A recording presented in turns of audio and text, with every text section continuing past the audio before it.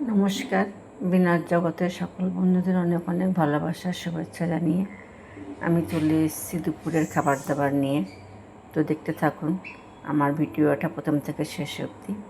আমি আজকে যা রান্না করেছি সে সকল রান্নাবান্নাগুলোই আমি আজকে তোমাদের সাথে শেয়ার করছি, বা সেগুলোই আমার জন্য বেড়ে নেব। তো আমি প্রথমেই সাদা ভাত বেড়ে নিয়েছি, এখানে গোটা একটা পেঁয়াজ নিয়েছি, আর আজকে ডালের সাথে পেঁয়াজ খাবো। মসুর ডাল নিয়েছি, আলু পটলের রসা করেছি, এক বাটি নিয়ে নিয়েছি আলু পটলের রসা, আর চারা পোনা মাছের ঝোল করেছি। আজকে বেশি কিছু রান্না করিনি, এই যে চারা পোনা মাছের ঝোল।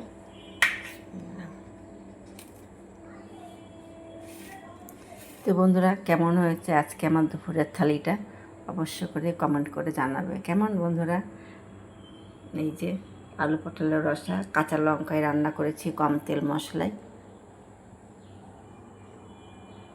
আমি বেশিরভাগ রান্নাবান্নায় কাঁচা লঙ্কা দিয়েই করি, মাঝে মধ্যে আমি শুকনো লঙ্কার গুঁড়ো তরকারিতে দিই।